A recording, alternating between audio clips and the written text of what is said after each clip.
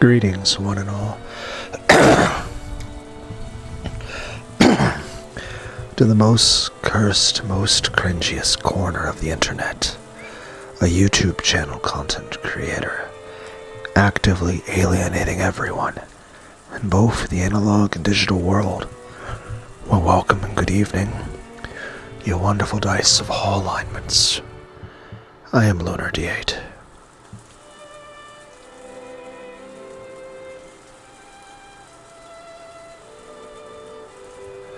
You're incredible, George Oni-chan. You won again. Yep, looks like we've won again. Maria couldn't really hold her own in an all-out battle. So she had teamed up with George, which was why she was celebrating his victory. Utter defeat. Cannon winced and let his cards drop to the table. The game of Seven-String Cannon and the cousins had been a fierce battle. Normally they would take things easy since Maria was there, so this sort of game was rare. Cannon had started taking the game seriously, unwilling to lose, so George and Battler had responded, and the battle had grown fierce. Unlike Battler, who was carefree enough to enjoy whether he won or lost, Cannon's mood changed drastically with every victory and defeat. It was less of a dislike for losing and more that he just wasn't used to playing. He wasn't used to trading a few wins and losses with his opponents, so he took even losses within a game seriously. Since he resolved to win and had unfortunately challenged the veteran players George and Battler, the result was plain to see. As Cannon slumped his shoulders, Jessica slapped him on the back. "Hey, you almost had it. I love fighting all out like this. Whether you go all out or not, if you just lose in the end, it's all pointless." "That's not true. If you really gave it your all, there's no reason to get all depressed when you lose. If you lost after hardly trying, then you'd be grumbling and complaining about how you would have won if you had taken it seriously, right? That's right. People who really give it their all never complain. They're always cheery, no matter what the result is." "You're right. And they can be scarier than anyone else. They always learn something from their experience and grow." "Very true. I was a coward, so I could never learn anything. I see that I am still immature. I am furniture, so any dreams I might have are pointless." Because he had originally believed that, he distanced himself from everything, shutting himself away. However, during that same time, Shanna had undergone many life adventures, and now her hand was resting on the door separating furniture and humans. The old Cannon would only seen this card game as a way to pass the time. However, the new Cannon was now capable of gaining something new from this experience. That's probably what it means to grow. Furniture does nothing but rot with the passage of time. The ability to grow is a privilege given only to humans.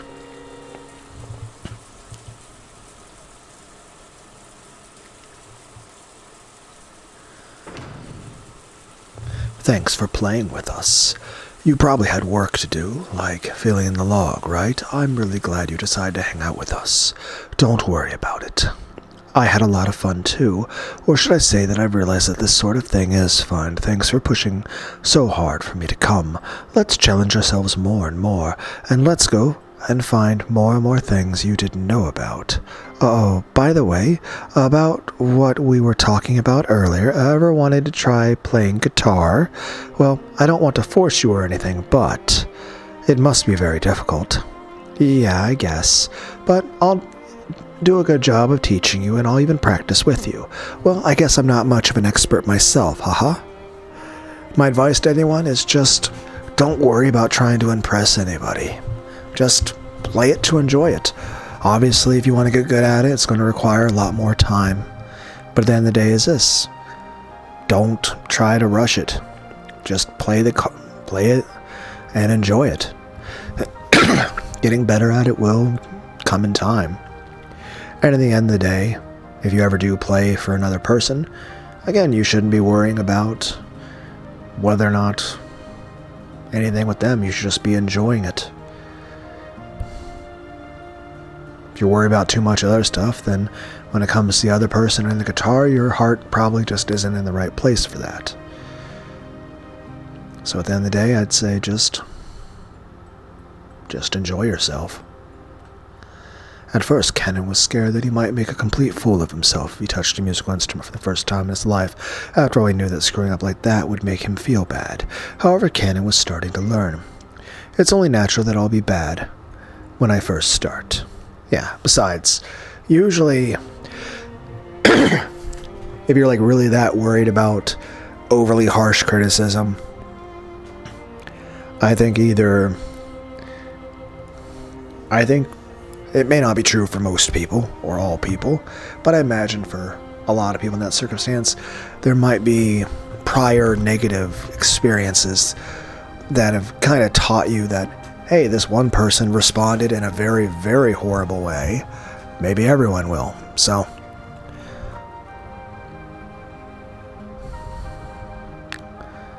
not saying it wouldn't happen again, just saying you understand why you feel that way. It's only natural that I'll be bad when I first start. If I try to run away from it, I'll never learn a thing for all eternity. I'll never achieve anything. That's right. Isn't that why people love it when they feel themselves improving? Even I sucked at making my left and right hands move at the same time when I first started, but I slowly got the knack of it, and it started to feel more and more natural. I'd like to reach that level too.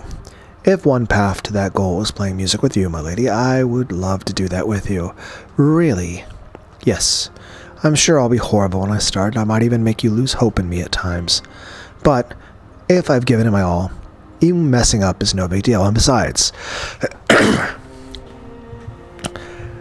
don't think it would be very healthy for either of these people or anybody to, measure their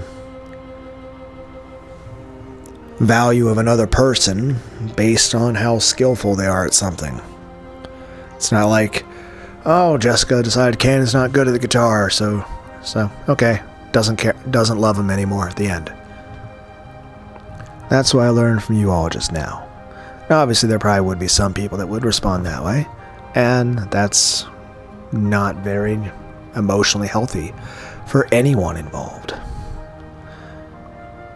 And I'd say if Jessica were that kind of person, then Cannon's better off not. But I don't get the impression that Jessica is that kind of person. And I don't get the impression that Cannon is either. Ha ha ha ha ha. You're embarrassing me. I love you more than ever, milady. Because I averted my eyes for so long, even though you shone like the sun, I never noticed you when you were right there next to me. Then I'd better work even harder to make you love me even more. Ha ha ha ha ha. Cannon's serious and competitive words were more than enough to make Jessica shy. However, Cannon's expression unexpectedly clouded. My lady, the reason I love you is so clear. Because of that, I can't bear not knowing. Not knowing what?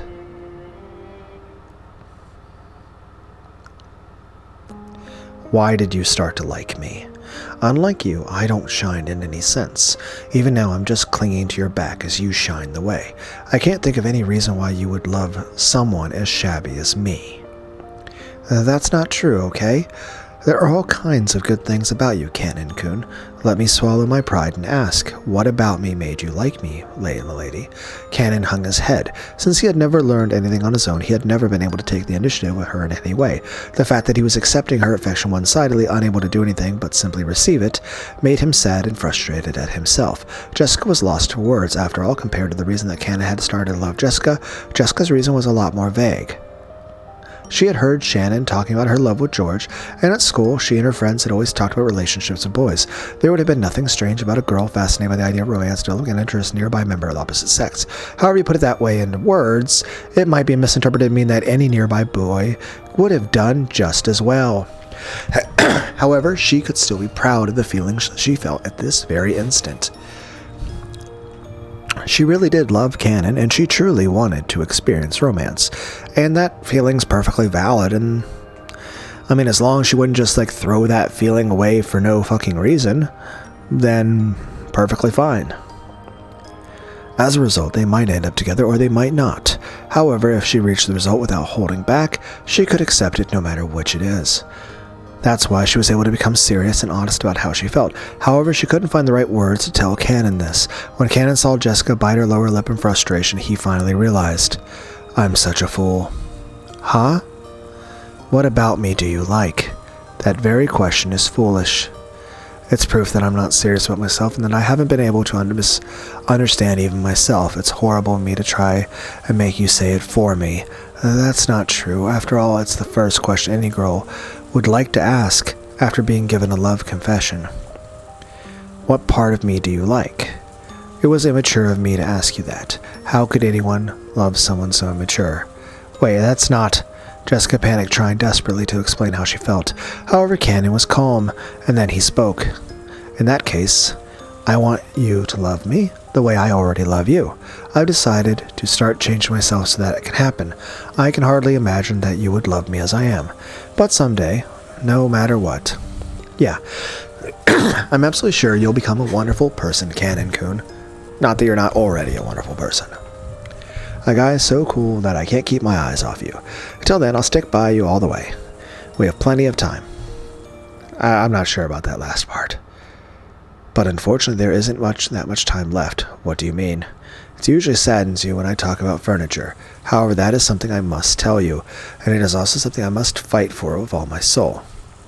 What are you talking about? I don't want to hear any more that I'm furniture so I can't fall in love talk. You're a human, not furniture. Yes, I would like to become human. However, I am still furniture. In that case, just do it. Become human.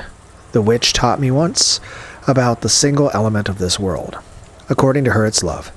It's something that humans born in this world can take for granted. However, it's not something that those not from this world who are born as furniture can take for granted. In order to gain it for themselves, they must have magic or a miracle. In just the same way that Nei-sama and George-sama would never have ended up as they have without borrowing the power of the golden butterfly brooch. I don't really get that last part. What don't you understand? Let me hear it. Since this game before, a large portion of the time has been spent on Shannon and Cannon's determination to fall in love. I've got no problem interpreting that as a story of growth and teenage determination for a girl and a boy who call themselves furniture, but one of the assumptions they make me feel is really out of place to me. Why is magic necessary? Is that it? Both Shannon and... Both Shannon and Cannon call themselves furniture. They've always claimed that there can't be love between furniture and humans. At that point, the magic of the golden butterfly brooch comes into play, and as a miraculous result of this magic, love is established between Shannon and George Ornijan. That's what they claim. Might it mean that merely that forbidden love between people of different classes would be unmanageable without a miracle of magic? True. I can accept that Shannon and Cannon, who are servants of the forbidden love of members of the family and suffering for it, might debase themselves by calling themselves furniture. Then what is it that you cannot accept? Without borrowing the power of magic once more, marriage will be impossible.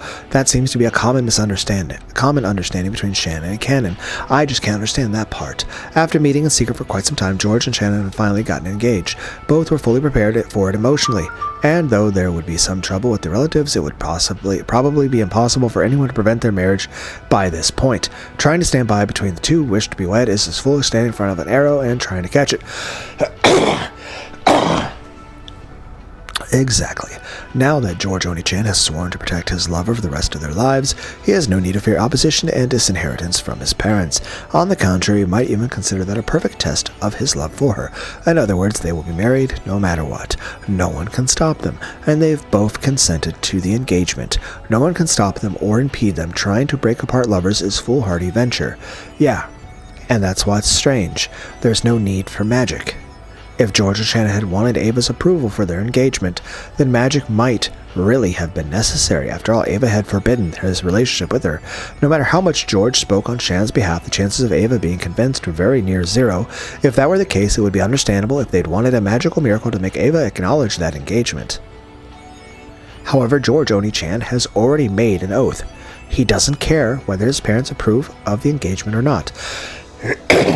Speaking of which, Ava and Hideyoshi have, gotten him a fiancé.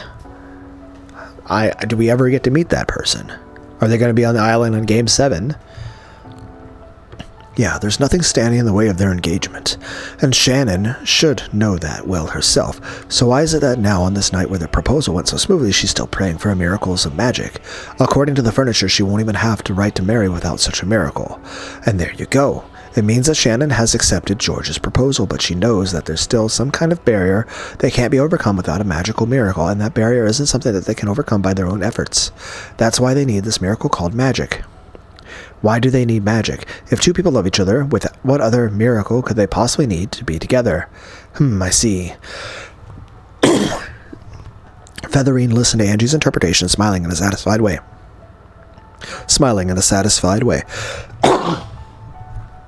Apparently, she had already reached that conclusion and enjoyed watching Angie finally manage to do the same. And that same question applies to Cannon as well. The love between him and Jessica Oni-chan has just begun, but their emotions are pure. There is nothing standing in their way. They're already in a loving relationship even without the golden butterfly brooch. Brooch? This relationship they've started might easily last for years, eventually resulting in marriage. There's nothing standing in their way either. As long as they don't seek approval from Kraus and Natsui, it seems that they will not need a magical miracle either.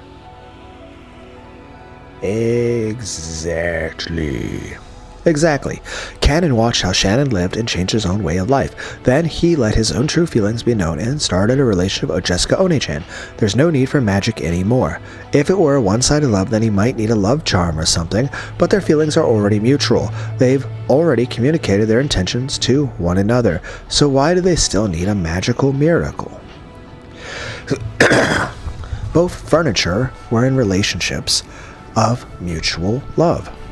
There shouldn't have been any need for a miracle any longer, so why do they still desire some miracle? And on top of that, the single brooch was portrayed as bestowing only a single miracle. It felt as though Shannon was hesitating because if she used up that miracle for herself, Cannon's chances at love would be automatically sealed away for eternity. I don't know why I have to cough so much. So this is the question. Why is furniture not allowed to love? So you ask why love will not be permitted without the miracle known as magic, and also, though the furniture laments with such certainty that they are unable to love, this golden butterfly brooch is supposed to give them permission to do it. Just what on earth is it?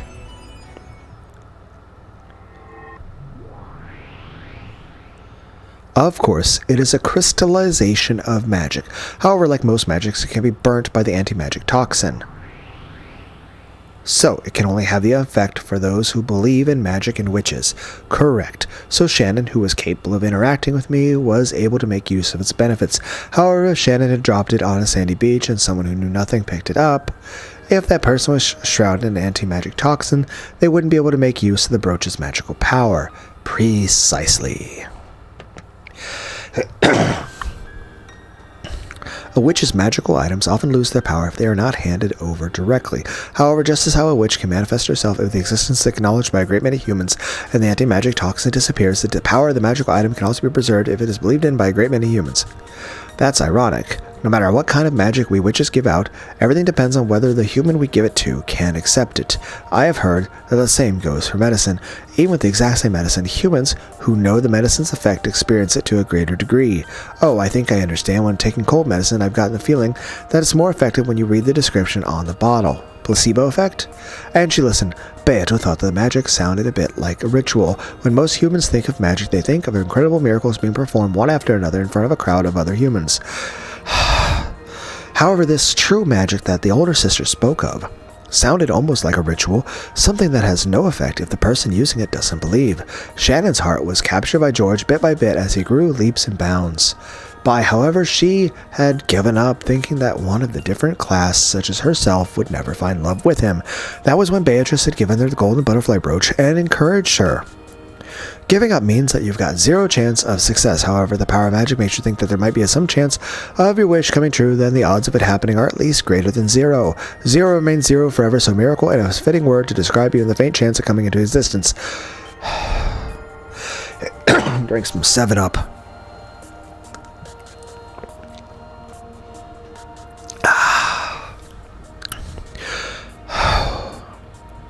Humans can use magic to defeat resignation, the process by which they themselves make their probability of success zero.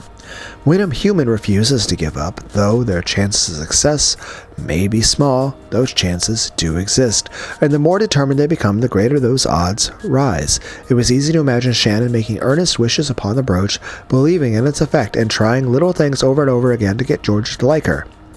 The power of belief becomes magic. And those who make others believe are witches. Those who make others believe are witches. That's an interesting way to put it. If you think about it, it's true.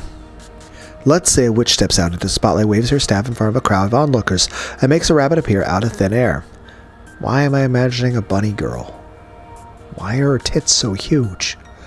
The many people who see it will surely, the jiggle physics, surely assume it to be a sleight of hand.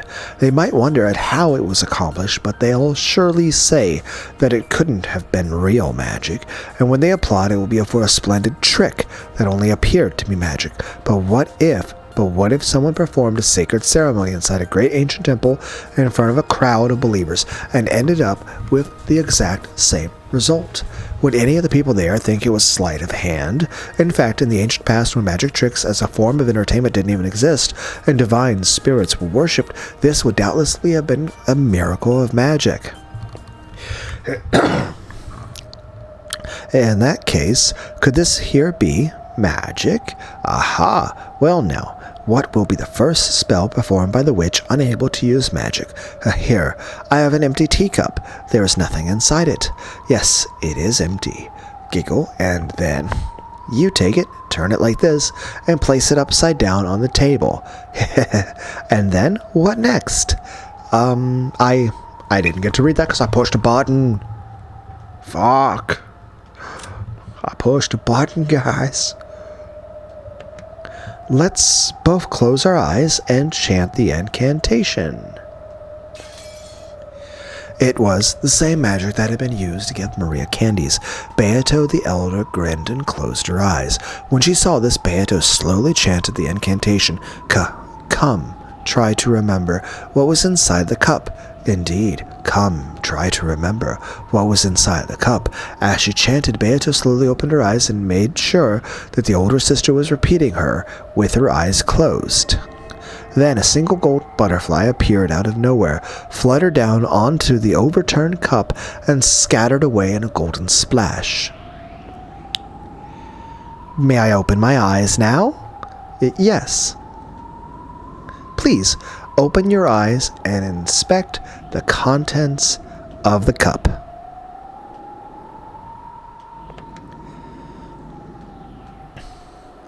Well now, let us see how well your first bit of magic has performed. Taking your time and dragging out the suspense a little, the older sister lifted up the cup. Aha! How is it? When the cup was lifted up,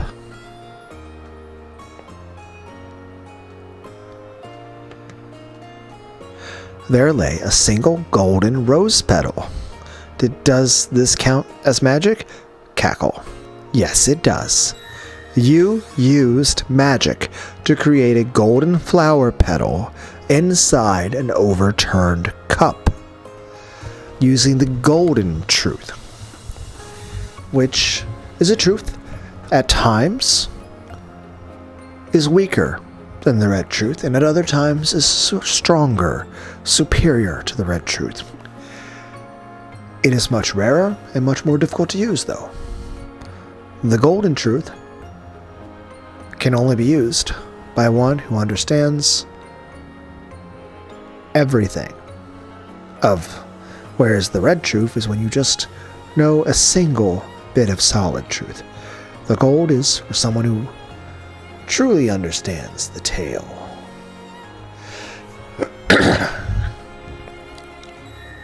It was a splendid bit of magic. Without love, it cannot be seen. That much I understand. It may be viewed as a trick. It may also be believed to be magic. It all depends upon the toxin of the individual. Then again, while this can explain some of the magic that's been used in the past, it can't explain everything. To get back to the point, all this stuff about believing in magic and rituals, it doesn't answer the question, what was the golden butterfly brooch? What was this golden butterfly brooch which allowed the furniture who strongly believed that they could not love to finally find love? If we blindly accept the story of those two Beatos as true, might we assume that magic had the power to cancel out their feelings of resignation? Why mustn't furniture fall in love? Why is the power of the magic brooch necessary. Yes, it does seem at a glance as though what you and the Beatos are saying provides an answer, though a vague one. However, let me say this. As a reader, I can't accept this as you've presented it. You cannot accept it, you say. The tragedy those furniture are struggling to resist is way too big to be explained away by that. I doubt they could reform their way of thinking just because they were given some sort of charm for making relationships. It's true that the brooch gave Shannon the chance she needed to get together with George Oni-chan, but some time after that she said she wanted to deepen their relationship without borrowing the power of magic, and she even tried to give the brooch back to Beato. At that point, she supposedly rejected the miracle of magic for a time. So, why would that power be necessary again? Well now, perhaps there is no way to say it except that love and marriage are very different things. Featherine laughed lightly. She had probably formed a theory of her own, and was laughing at Angie, who hadn't yet reached it yet. Let me hear it. What's your view? I'd like to keep that to myself for just a while longer, and of course watching you form doubts and let your mind race is one of the joys of being read aloud too. If I gave you my views, you would accept them and stop thinking. Then, having you read aloud would be no fun. So, you're having me read a mystery novel you already know the answer to, just so you can enjoy watching me blunder about, or so you might come to a different conclusion. Though I do feel like a lot of either abusive situations or even outright cults, and I see this in a lot of different religions to a degree too, of every sect and denomination and type. The idea where there's basically people will just ask, the leader of whatever religious group they're in to make a decision on something. So they don't have to think about it. They'll just accept whatever political or religious views of that person as, they won't think about things themselves. They won't try to read things themselves. They won't try to disagree. And they won't question things. And they won't try to think about things deeper. Which, it's a useful trait for someone you want to be controlled, but it's not useful for growth or freedom, or having any sort of maturity or, understanding or individuality. Well, I am the witch of theater going. If you wish to laugh at my bad taste, please do not hold back, my Miko.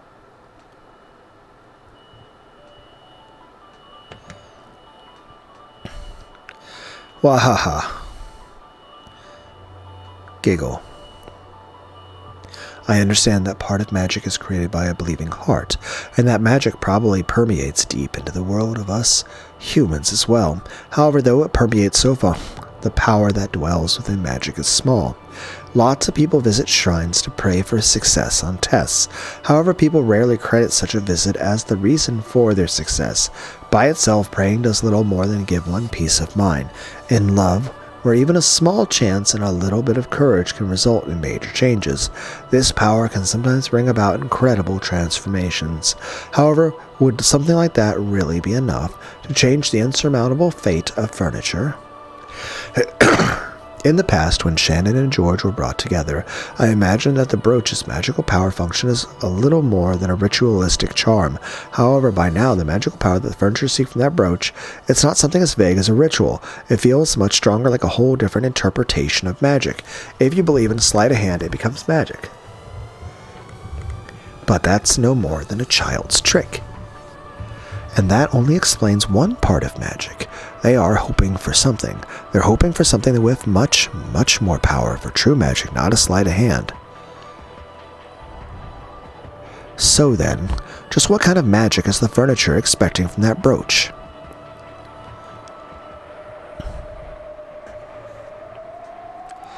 A golden butterfly brooch? There exists a magic charm that the Golden Witch Beatrice gave to Shannon in exchange for smashing a mirror, and which made her love bear fruit. That's what this is. From his pocket, Cannon pulled a single wing from a gold butterfly. Though it was a single wing, it was easy to tell from its shape that it had originally been part of something with a gold butterfly motif. The magic of this brooch gave Shannon the chance she needed to start a relationship with George-sama. However, before that magic was fully realized, she left it to me. So, thanks to the power of this brooch, I gained your affection, my lady. That's not true. I started liking you because of my own honest feelings. Thank you very much. You are human, so you do not believe in witches or magic. It's only natural.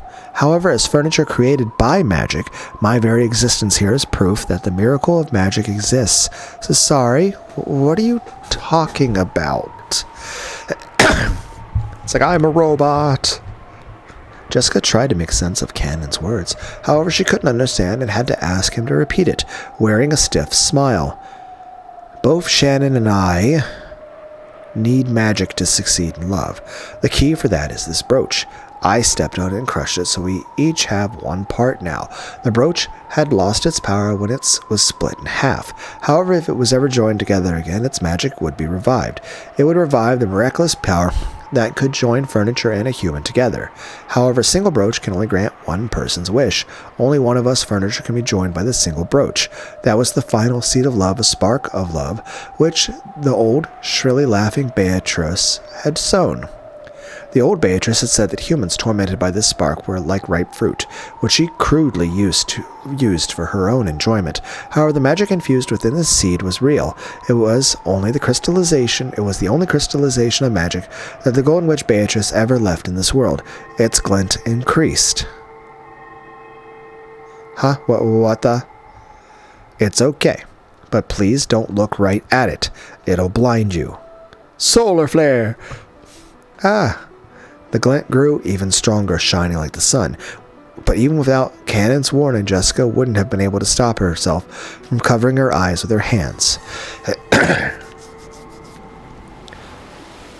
As the light grew stronger, a sound like the roar of wind or the tide also grew in intensity. The sound of the wind and the rain outside had already been overwhelmed. Jessica could no longer even stand, and she crouched on the floor, a flood of sound and light. Until it withdrew, Jessica could do nothing but moan. Okay. Okay. Okay. Don't know what is happening.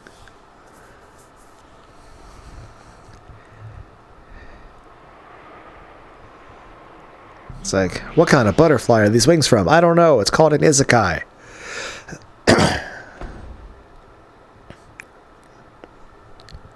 Okay. Come on, it's okay now. Let's hurry. I hope Father likes sweet foods. Oh yes, he does like them. In fact, he seems to enjoy eating pretty much anything. Oh ho. After waiting for the master of the room to be out, Beato and Kumasawa entered the study. Then they quickly cleaned up the books on the desk, set down the basket they had brought there, and opened it up. Inside were several cute cookies cut out in a butterfly shape. They set out a pretty plate and neatly arranged the cookies on it. It was kind of subtle, conscientious touch that the recipient wasn't likely to even notice. The whole arrangement was filled with that sort of feeling. Well, that's adorable. Thank you. I see you spare no efforts for the sake of your beloved. You guys say beloved or beloved father? This is the most I'm allowed to do right now.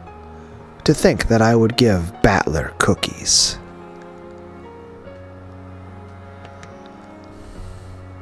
Why should I, the ruler of the night, do so much for a guest who comes so rarely? Then the study door swung violently open. It was Battler with Genji by his side.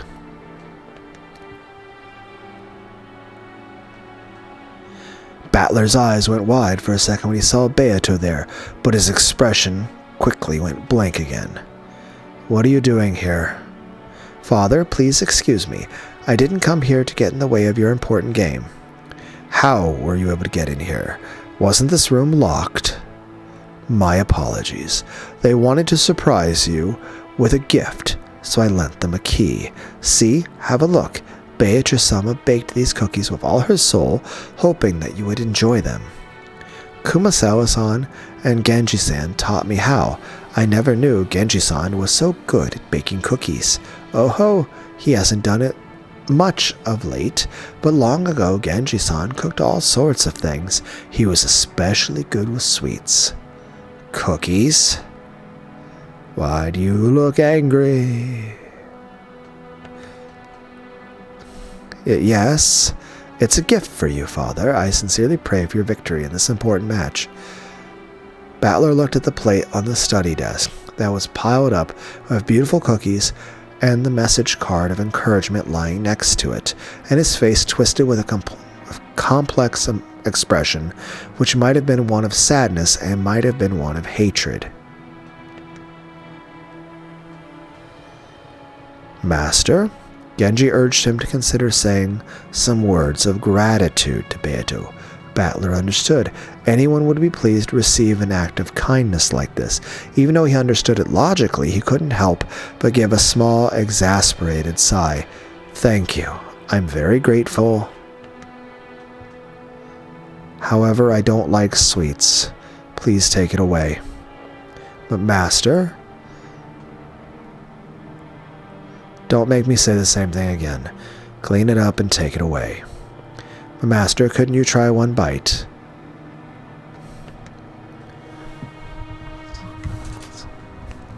Is he just like really depressed that he's having to do a game where it's like he has to oversee people getting killed for the sake of, you know, averting the apocalypse? Beatrice-sama worked hard to make them for you, for your sake. I appreciate the sentiment. I'm in the middle of a vital game right now.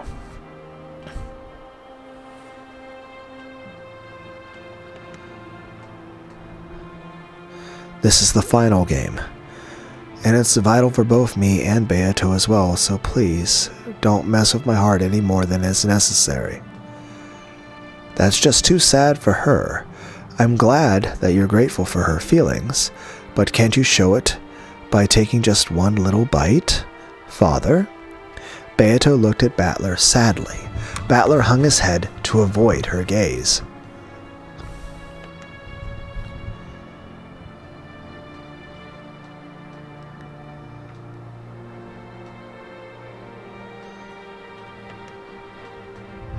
The expression on his face caused Beato more pain than any he had showed her before.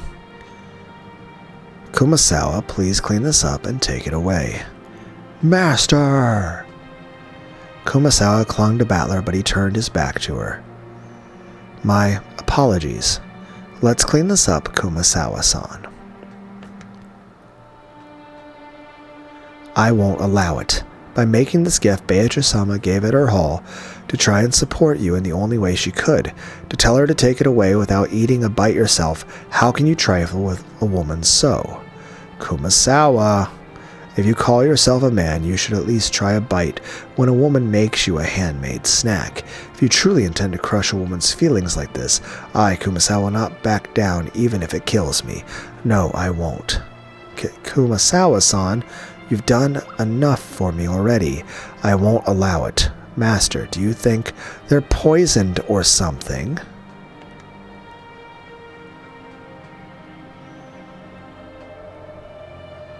Yeah. If Beato ever came to give me cookies... I mean, initially we turned away Renove's cookies, because we thought they were... Of course, I'd figured that she'd put some kind of crazy poison in them. And she's asking me if I think there's poison in these. Who would expect that cookies piled up in such a neat and cute way could possibly have something bizarre hidden inside them? And anyway, who could possibly imagine Beato? I keep pushing buttons. Damn it.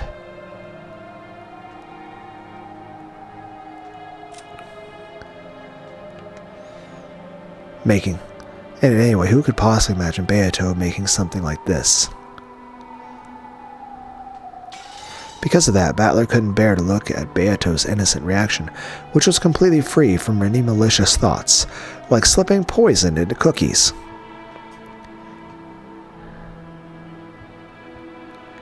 Beato quietly started to clean up.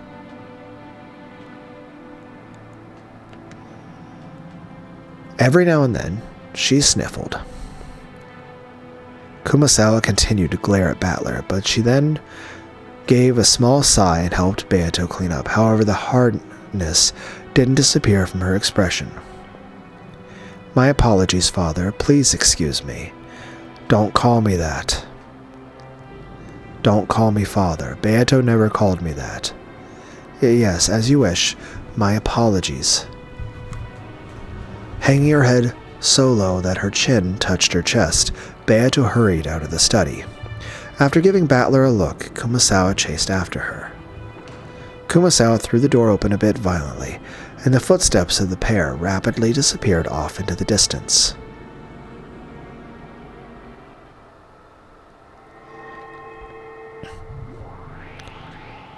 I may be his little sister, but I'm not sure how I feel about that. If she were anyone other than Beato, you'd think of him as a true enemy of women. Is that it? I don't have a clue why Oni-chan and Beato act so friendly together. Right now I think of Beato as our greatest enemy, the one we must defeat. Still, even so, as a woman, I can't say I like how Oni-chan's treating her. And yet I can understand Battler's feelings a little too. What a sad state of affairs. I still don't understand what kind of antagonism or connection there was between them. However, Oni-chan probably viewed Beato as a friendly rival, if not something more. Oni-chan's reason for defeating Beato isn't to destroy an enemy out of hatred. It feels like he wants to give a sincere answer to her questions. Basically, he doesn't want to acknowledge eating the cookies because he's like, okay, well, not only is this game kind of fucked up, but also at the end of it, Beato has to die. So doing it that way is going to be more emotionally painful. Yes, I can't deny the fact that their fight isn't based on hatred, but on a stronger emotion. And on top of that, Beato really is something to remain dedicated to Oni-chan all the more, even after being treated so coldly. I agree with the other older sister, Beatrice. I can't understand why she's so dedicated to Oni-chan. And though it will only happen after changing over 1,000 years, that single factor that you don't understand will certainly be inherited by the Golden Witch Beatrice we know so well. Yeah, I understand that. Learning about this Beato will eventually teach us something about that Beato, and that may be able to explain the greatest piece in this crazy game, if not the game board itself. Such a mysterious witch. Though she said those words, Feathering wore a confident smile on her face, her sarcastic confidence as though she already knew the answer was unchanged. Beatrice, I want to ask you something. Yes, what would you like to know, Angie-san? When Angie asked her question, Beato, who had been reading a fragment book in the shadows of the library, jumped. Why do you call Ushiromiya Battler father? Because he created the piece that I am. In that case, why are you so dedicated to Ushiromiya Battler? Is there some rule that pieces must obey the creator that makes them? There is no such rule. A piece is like a tool, or perhaps a knife. When used skillfully by the game master, they can be quite useful. However, use them incorrectly, they can hurt you as well. Whether a tool is used as a tool or a weapon, that has nothing to do with the tool's own will. It is merely the result. In that case, why are you so dedicated to Oni-chan? It's almost as though that's your goal as a piece. Yes, that is the goal that gave birth to me. Did Oni-chan, the one who gave birth to you, give you that goal? That's not it. As the Game Master, Battler merely set a piece with that role on the board. Also, the one who gave birth to this piece was the first Game Master, and the one who created this game, Beatrice herself. Ah, this is getting confusing. In other words, you keep calling Oni-chan father, but he's not actually your father. You're just calling him that affectionately because you feel obligated to devote yourself to him. Yes, I think that's true. Father was the one who placed me on the game board. If he hadn't, my piece would never have had a turn. So the fact that I exist here right now and am able to devote myself to my goal is all thanks to Father. I see. So that's why it makes sense for you to call him Father. In that case, who told you to devote yourself to Oni-chan? Ah, that must have been the first Game Master, Beato herself. Ah, this is so confusing. You wish to ask her why she must devote herself to Ushiromiya Battler, correct? However, she cannot give you the answer. She was given nothing but the goal itself. Only the person who gave her that goal knows the reasons for which they did so. I see. Consider that as well, child of man, right? So that means you already have an idea of why you're laughing at my confusion. Cackle. You really are just perfect for my Miko. I will do anything for Father.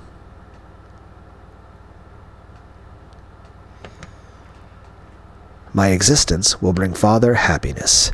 That is my greatest pleasure. And at that point, Beato hesitated. And? And what? Yes. And if I could one day have Father acknowledge my efforts, it would be my greatest joy. What the hell? If you only wanted to devote yourself to him, I'd say you're just another furniture of the witch. But you want him to acknowledge your efforts. That's less like furniture and more like... Angie stopped mid-sentence. That's less like furniture and more like you're just a girl who loves Oni-chan. I don't get it. The driving force behind this Beato is that of a girl who adores Oni-chan. But then, what does that make her? If the first Beato liked Oni-chan, then she should have adored him and devoted herself to him directly. Why would she create a piece of herself, a separate entity, to do it? As it stands, even if she does attract Oni-chan's attention, it will be towards the piece version of herself. You know, that would have been nice. But I don't think I've ever actually met a woman or anyone who actually adored me or liked me. I had had relationships and been married. But, well, same way I can also say I don't think I've ever met anyone who, in real life, who actually thought I was attractive. Because every relationship I've had, including girlfriends, marriage, all that, when that shit was ending,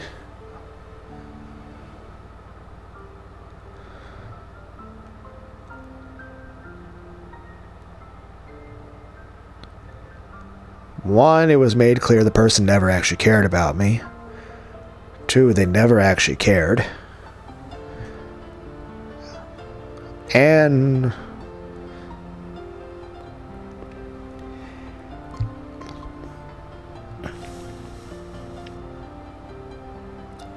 to also be directly told that, yeah, that person never actually found you attractive, and for them to literally tell you point blank, literally verbatim, word for word, that they were just lying to you, and then laugh at you about how it's easy to manipulate you. It's like, oh, that's depressing. So, by that account, I have never met anyone who actually thought I was attractive or cared about me.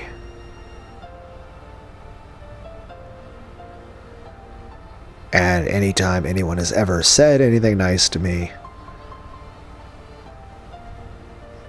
it has eventually been followed up with, I was just lying to you. So, I'm just saying, pretty sure, as long as I'm pretty sure that it didn't have poison in it, I'm pretty sure someone bakes me cookies and gives me cookies. I mean, my mom loves me. That's nice. I appreciate that. I really do. But that's not the same. I'm sure many of you out there can relate. Not the creator who made the piece. If I ever like someone, I'll probably want to do things for them, but of course I'd want to do those things myself. After all, I would want him to notice me. It's a love that will always go unrewarded no matter how devoted she is, and she's doing this out of her own free will. Beato's actions look no different than those of an average girl in love. She's devotedly doing all she can for him, dreaming that her kindness will eventually be acknowledged. Yeah, that's another thing.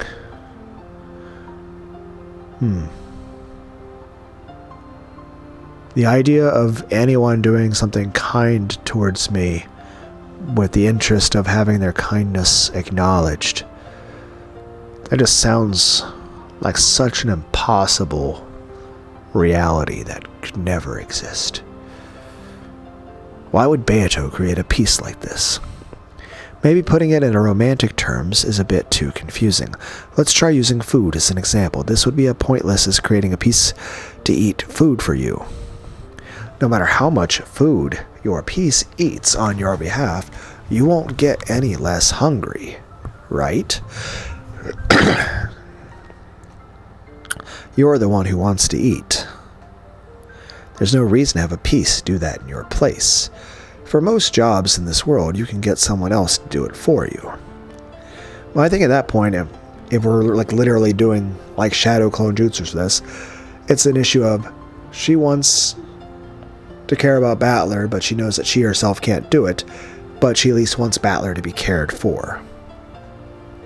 However, with love and food alone, there can never be any point in letting another person do it in your place. That's right. This Beato was created as a piece because of an impossible reason. Though at a glance she looks just like a normal girl, the more I know about her, the less I understand like she's an imaginary number. Father hates it when I call him Father, and the me that Father desires didn't call him by that name either. Right. The former you spoke to everyone without using honorifics. However, simply possessing that knowledge doesn't mean I can refer to Father quite that informally. I'd like to give it my all and start by calling him Battler-san. I'm surprised you haven't gotten discouraged after being treated so coldly. No. Battler-san is in the middle of an important game right now. His opponent is the formidable Lady Erica, piece of the great Lady Berncastel.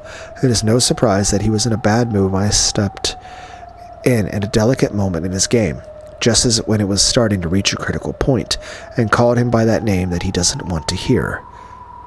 Apparently Beato still wanted to devote herself to Battler even after being treated in such a cold manner, though to an outsider it might just look as though she's being snubbed. It doesn't faze her at all. It is truly the blindness of a girl in love. Or is it that I can't see because I have no love? At times love does let you see the unseeable. Beato once again immersed herself in the fragment book of the former Beato had written. She was trying to find something about the Beato that Battler desired. Angie shrugged as though saying, "Well, I don't get it." Feathering laughed when she saw this, hinting that an innocent young woman could never understand. Angie grumbled something back unhappily. Their exchange seemed to have had no effect whatsoever on the Beato as she sat in the shadows of the library.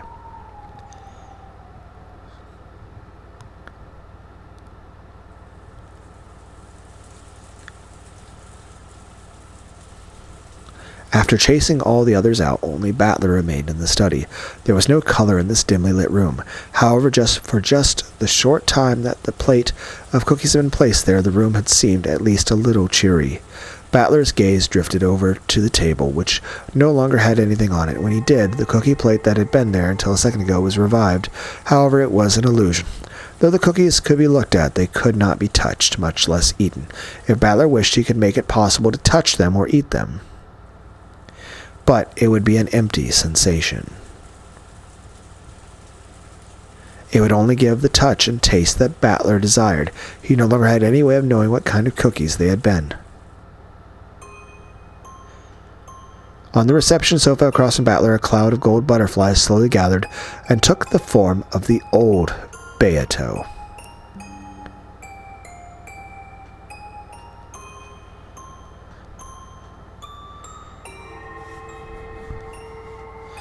Come on, have a bite. It's not every day that I make these by hand.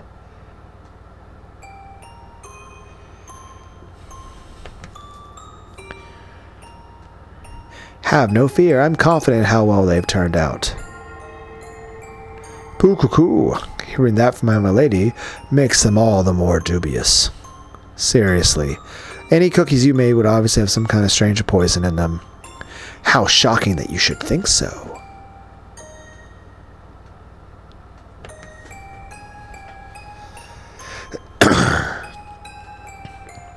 Even if I did put something in it, it'd be no worse than the kind of that does this and that to your other thing.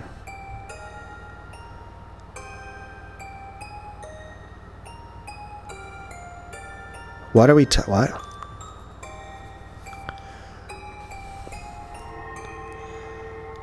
If you do that sort of thing all the time, Battler will never agree to eat them. Huh? Putting things in someone's food is pretty basic, isn't it? Fingernails, bits of hair, magic charms, fragments of love. What would you people put in? Yes, ma'am. I wouldn't put anything in them. I'd just eat them all myself. Obviously, do you have to be so predictable? Well, they say a girl's gotta grab by all three sacks. The first one's the stomach, right? Next comes the wallet, and what's the third one again? If I could catch a guy's attention, I'd want to make him sacrifice his body, heart, and soul to me. That's why I pour all my power and affection into my cooking. In any event, making someone eat your food is probably a frontal attack that's gone unchanged throughout the ages.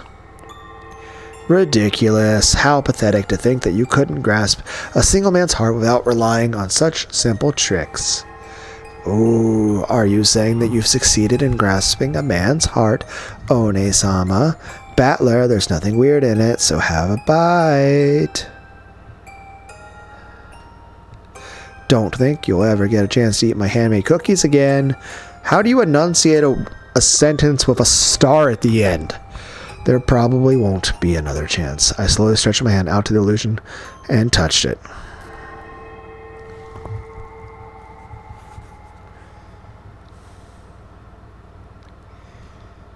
Just before I did, it became a cloud of gold butterflies and vanished into the darkness of the study. The illusions of Renove and Virgilia also disappeared. However, the illusions of Beato alone still remained on the sofa. Is there something not to your liking? Are you trying to force me to say it out loud? Hey, that's Jessica's expression. The more the new me differs from the form you wished for, the more you're reminded that I can never be revived again, correct? If you let a good woman get away, you never get a second chance. So only now you finally realized what a good woman I was. Shut up! If you never appear again, that'd be a relief.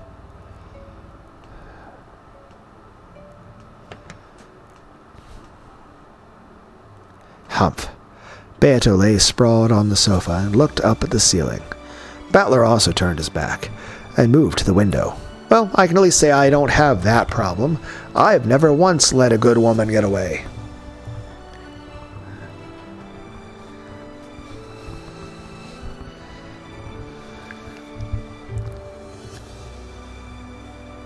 Part of me doesn't know if it's hoping too much that one day I might meet a good woman. Or guy.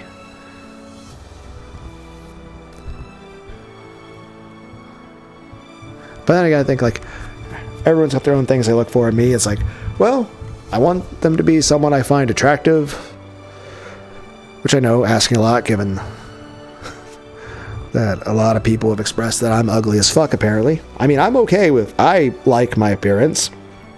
Granted, I wouldn't date someone who looked like me, but that's fine. I'm not my own type. The problem is I don't think I'm anybody's type. But I would say, okay, someone I find attractive, and someone who's like really kind to me and cares about me, and someone I can trust, and someone who'd never hurt me, and is affectionate, and is like able to be like my best friend, and respects my boundaries, and will let me sleep and do the things I want to do, like if I want to read a book or something. Basically just someone who actually legitimately cares about my thoughts and feelings and wants me to be happy. And, wouldn't be like, I don't know, abusive or violent to me. That'd be nice.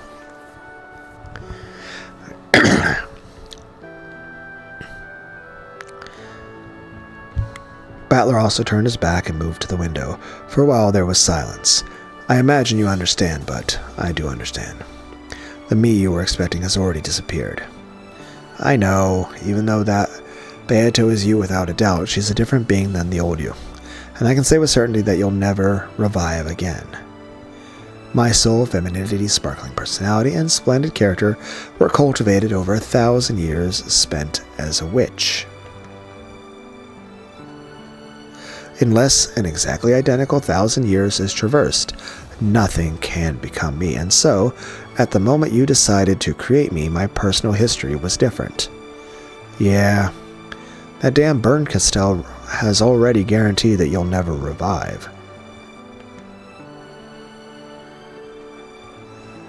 However, you still hope for it, don't you? One day, the new me will trip and land on her head, and all her memories of the past will be restored. You were hoping for something like that, weren't you? Aha. A delusional plot like that wouldn't even pass in a light novel these days. Shut up. In the past, you waited and waited for me to remember and take notice. Then what is it? Does this mean that our relationship is exactly the opposite of how it once was? Humph.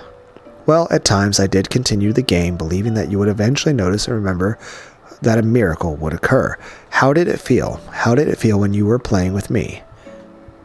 As they say, look inside your own heart. It hurts.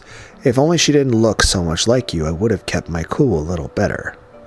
Well, do as you wish. In the past, I toyed with you and tormented you. Now's your chance for revenge against me. The new me will just wander about nervously, ignorant of everything. You may boil or burn her as you see fit. Perhaps doing so will ease your old hatred. I would if it was you. It'd probably make me feel a lot better. But that Beato isn't you. If it isn't me, who is it? It's someone very much like you, but not you. But even so, she most certainly is me. True. She is you, and at the same time, she's a different person. In that case, the new me really has it rough. She's being treated like a plaything in my place. How truly pitiable. That might be the contradiction inside me. The new Beato seems like a different person, so I can't accept her. Even though she's a different person, she keeps reminding me of Beato's face. In that case, why not think of her as my daughter? Your daughter.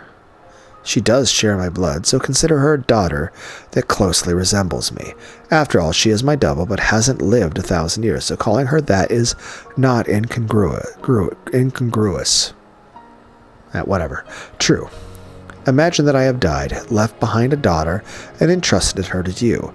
Won't it become a little easier to deal with her that way? That's actually a good analogy. It's unlike you.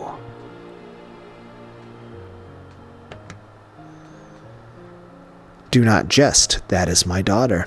She is the child I left behind after my death. You are free to press my likeness upon her.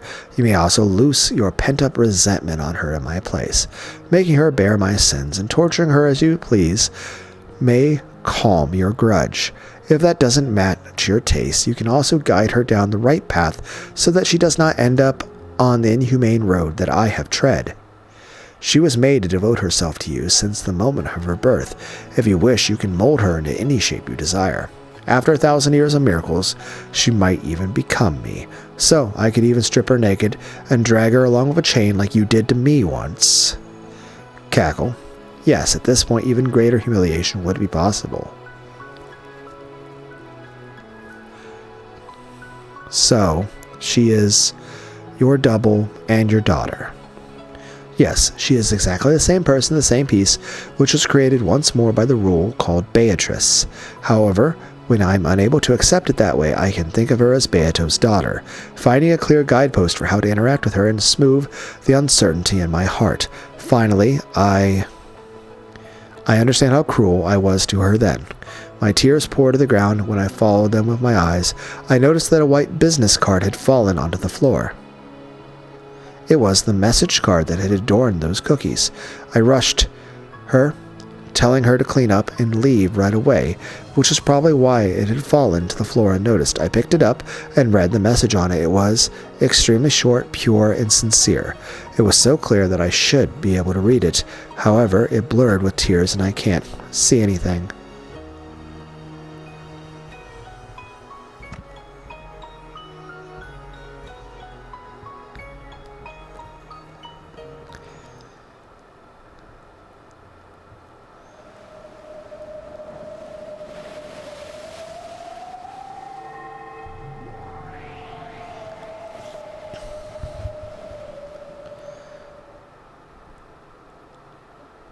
The flood of light and sound slowly dissipated. The silence that followed was not interrupted even by the sound of wind and rain outside that had once been present.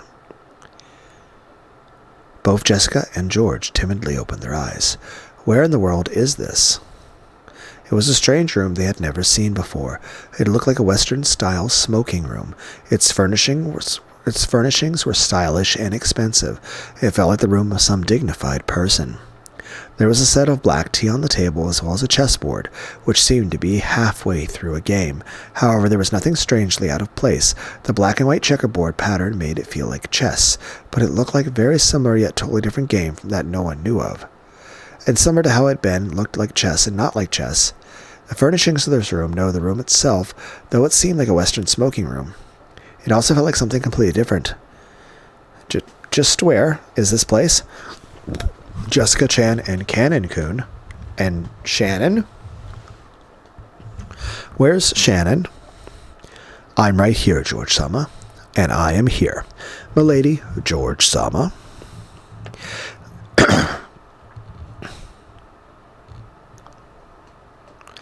We apologize for bringing you to a place like this. What on earth is going on? Just when Shannon took out something that looked like a butterfly wing and it started shining. But the same thing happened to me. Cannon-kun took out this golden butterfly brooch thing. It started to sparkle and, Milady George-san, first off, please allow us to apologize. And please stay calm. Something strange is about to happen. That strange thing will probably test us. Test us?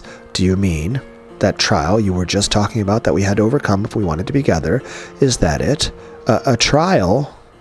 I haven't explained it to you yet, my lady. My apologies. But please, if your words just a second ago were the truth, please lend me your strength. I will get everything I've got, so please. I don't understand a thing that's been happening. Do you know something, George Nissan? A bit. I'm just as surprised as you by what's happening now. However, if they're saying that this is an unavoidable trial, that we're essential for it, I intend to take on whatever may come. A trial. Cannon-kun, the brooch. Yeah.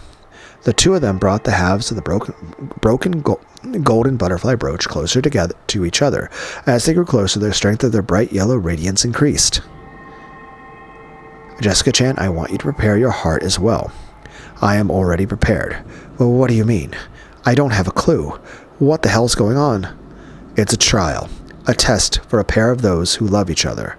Haha? George-san spoke these awkward seeming words quickly and easily. It was such an embarrassing line that Jessica couldn't help turning red, but the expression on George's face, which was so serious that it almost grim, forced her to tense up as well. Shannon and Cannon were just as serious, with a glow in their eyes, as though they were taking part in a sacred duel. The pair of them brought the two gold butterfly wings together. Then the wings they held had become a single brooch and regained their magical power, and an even more intense light filled the room, and the scene was burnt into the retinas of all present, as the brooch shattered, and the two shining things flew out of it. Okay.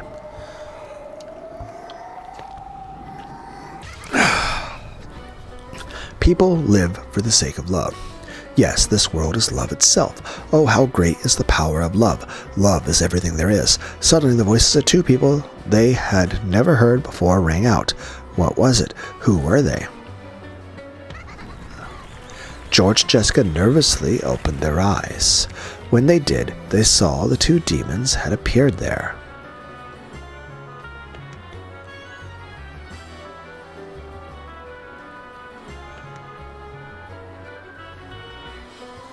Almost as though the two halves of the brooch had become them.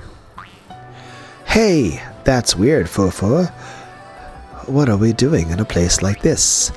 It really is strange, Zeppa.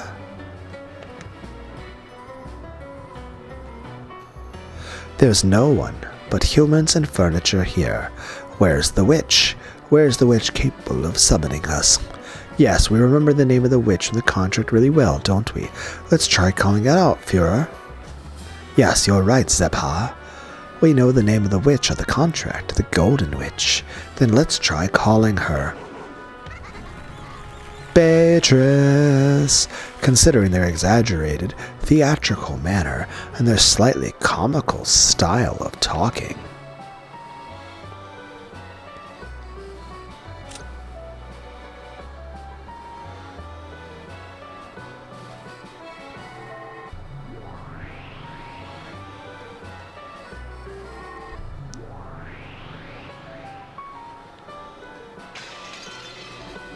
It'd probably be hard to comprehend their great power at this point.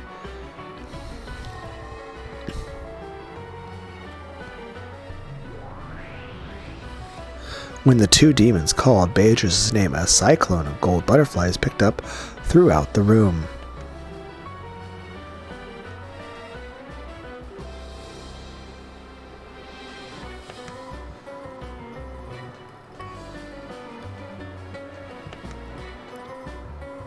Then it took the form of 2 golden witches. Ooh, there are 2 Beatrices. Well, there are 2 of us as well. Why shouldn't there be 2 Beatrices every now and then? This is my double and my little sister. We 2 are the same and as a single person, but pleased to meet you. It has been a long time, Beatrice-sama.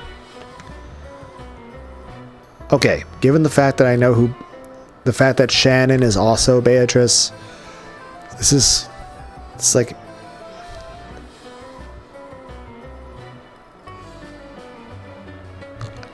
this is like something Jim Carrey would do. Or like Eddie Murphy.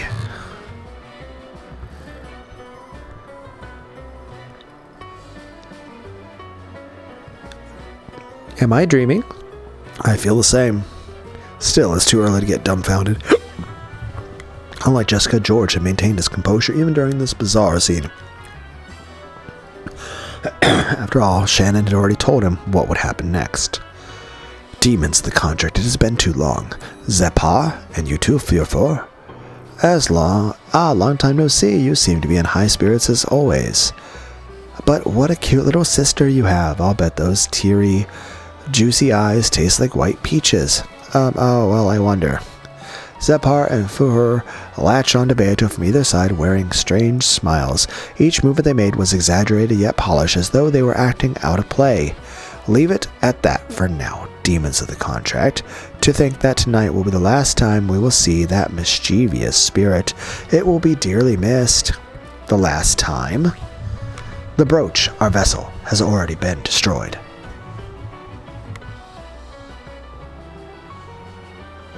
So is there a version of you guys as one person?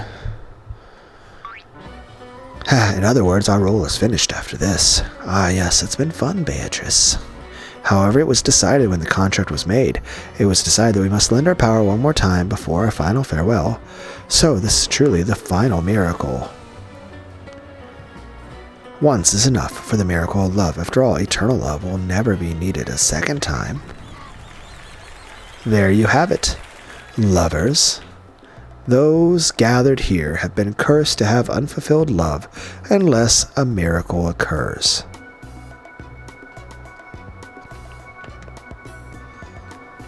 Your last chance is the power of the golden butterfly brooch, which can grant such a miracle. And like it or not, this chance is limited to this evening.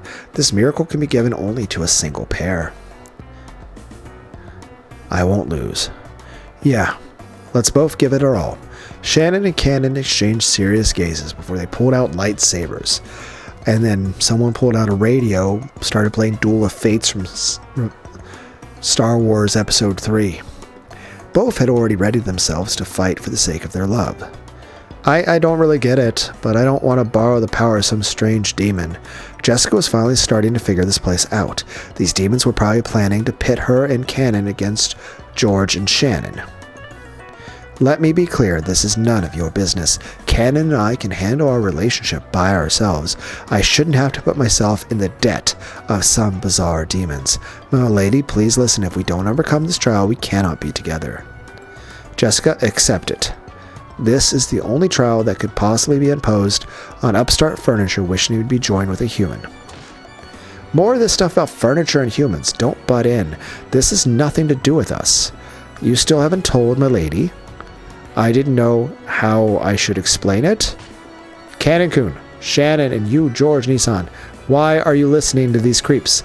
No one can stand in the way of a person's love. Why do we have to please these demons? It's none of their business. Well, it seems we have quite a troublesome blockhead among us. We could begin the game like this, but that would hardly be fair. Couldn't you explain it for her? I don't understand it that well myself. Is there some kind of problem with love between Jessica-san and Cannon-san? Oh my, it seems you and the others understand nothing at all. With our blessing, the pair can cultivate their love at their leisure.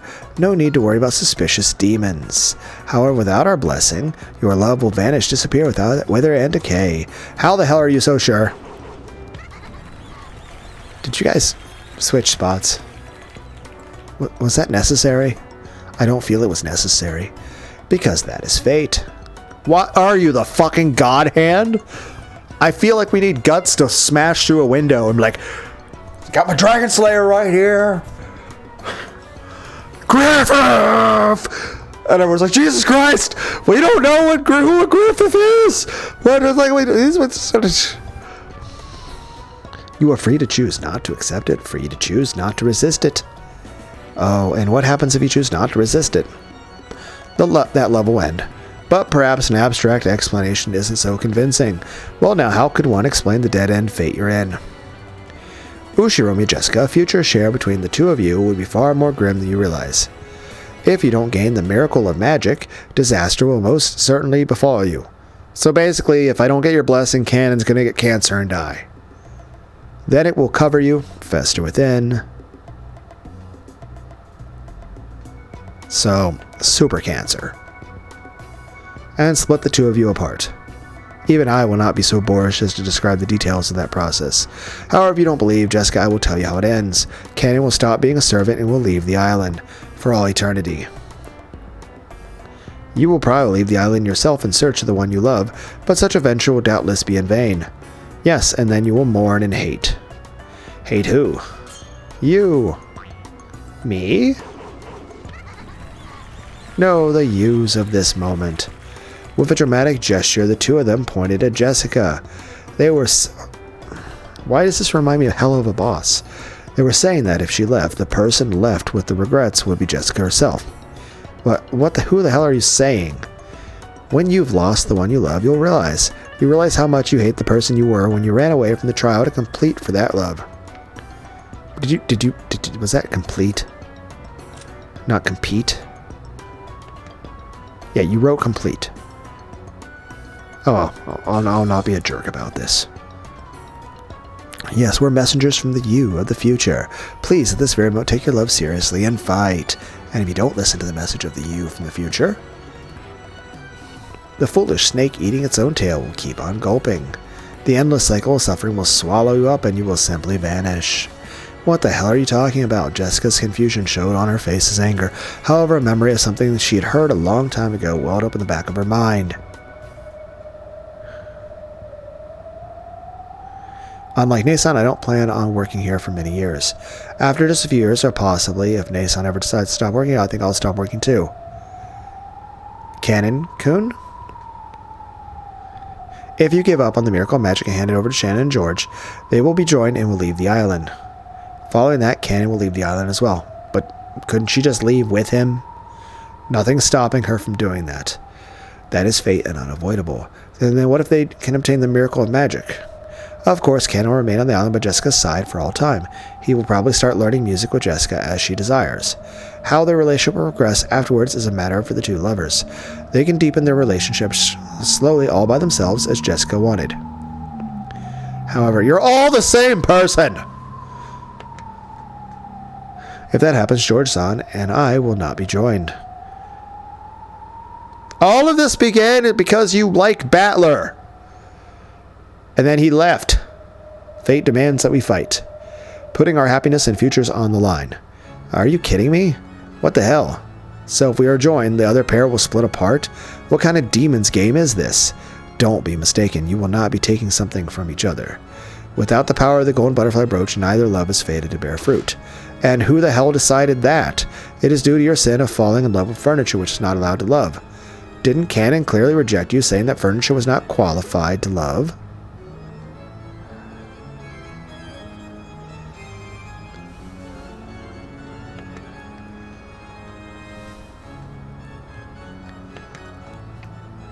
Knowing that, you chose Canon as the one you loved.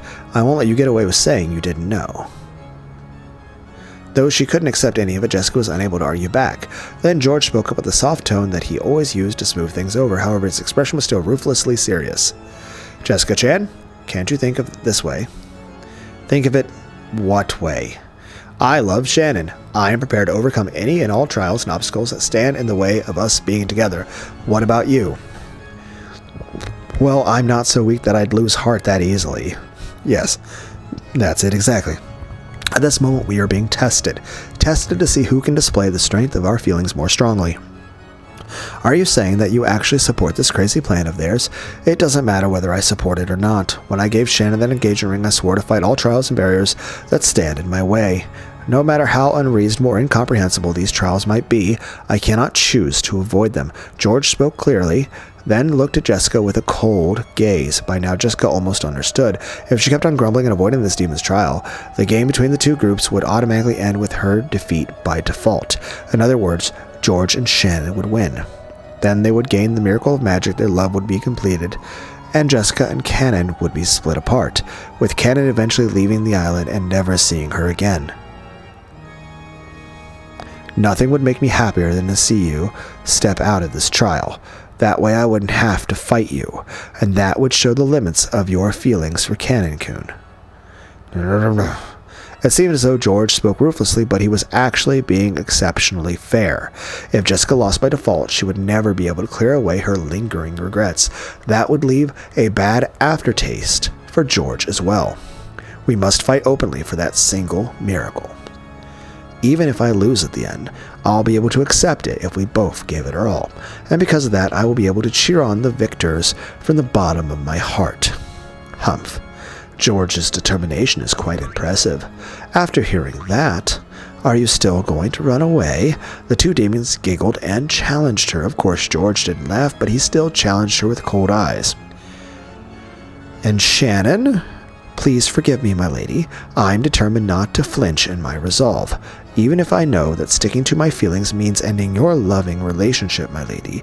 Shannon had never before spoken to Jessica with such serious and solemn words. Jessica realized what a strong will had dwelt within her, usually weak and clumsy friend, and was surprised. Cannon-kun, I want to start a new life with you, my lady. Even if that life means crushing Nason's happiness, I will not falter. Cannon was also doing all he could to restrain himself. Yes, all of them were being serious and frank and abandoning any naivete they might have possessed. All this about the golden butterfly brooches and miracles of magic and the trial that the demons were giving them, none of it mattered. Only one thing was being tested, whether or not they possessed the strong will to make their love come true. Jessica clenched her fist and hung her head, shaking while biting her lower lip. She was silent, but she would probably gain an unswerving will of steel before too long. She just needed a little time first. The two demons who taunted people with dramatic gestures did not violate this silence that Jessica needed to resolve herself. Love brings about conflict, and this conflict gives rise to determination. As the demons of love, they could understand more fully than any others how noble that determination was. Jessica-san? Furthermore, this magical miracle is something that can be received by you as well. By me too? Well, what do you mean? She had thought this had been about two pairs of lovers.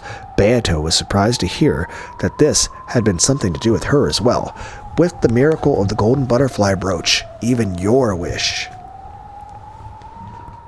that your affection for Battler will be acknowledged, can be granted easily, and without such a miracle, you too can never be bound to him. It means you're no outsider to this either. To cut across the marshes of love, that is your wish, is it not? We will not make light of your wish. Even your relationship with Battler will eventually fester and rot. No matter how much of a positive outlook you take, you know that this fate will eventually come to pass, barring some kind of miracle. Well, Beato hung her head sadly. She hadn't wanted to lose heart from that cookie incident. However, it would have been a massive lie to say that it hadn't hurt her. The more she tried to get close to Battler, the more she hurt him. However, she had been born in order to get close to Battler. I strongly recommend watching the original series of Evangelion. They made quite a few remakes and redos of it, where they changed things. But I would strongly recommend the original version. She was like a hedgehog, freezing in the cold and bunching together for warmth. She had approached him because of love and had been hurt for it. If you understand that much, entrusting your fate to a miracle may prove to be of some interest. As they say, an unbought lottery ticket earns you nothing. Zapa, fur. Let my little sister join in too. Oh, of course. Welcome, second Beatrice. We were planning on including you from the very beginning. After all, we are Zepar and Fufur, the demons of love. But may I join in as well? If you want to, I don't see a problem. I won't prevent anyone from entering. We'll win against all hindrances and make everyone celebrate our union. Of course, it's the same the other way around. If you succeed in love by defeating us at our best, then both Shannon and I promise to sincerely support the pair that wins. Right, Shannon? Yes. Okay,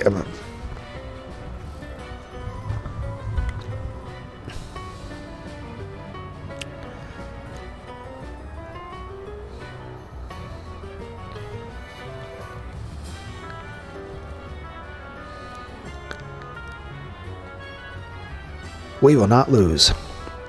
And even if we did, we would cheer you on from the bottom of our hearts. I feel the same. I will not lose. Well, if there's no way out of this fight, let's show them what we've got. No matter what, Kanekun and I don't plan on losing. You feel the same, do you not? Yes. If there's even a small chance that Father know that Battler-san will acknowledge me, I'm willing to put myself on the line. Well said. Good going, little sister. Zepar, Fufur, the actors have gathered. Then let's begin, Fufur. Let us begin, yes. Zepar. Let's begin this trial of lovers, the fight over a single miracle of magic.